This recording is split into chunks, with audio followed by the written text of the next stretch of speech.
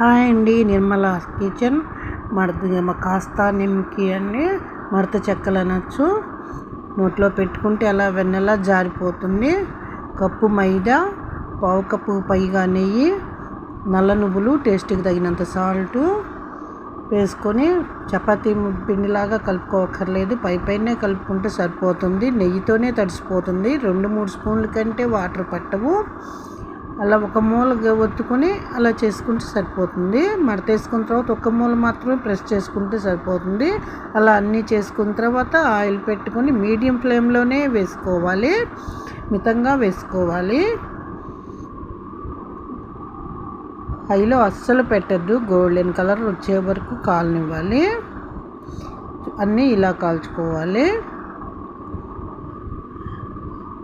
ఇది మన వైపు తక్కువగానే నార్త్ ఇండియాలో స్పెషల్.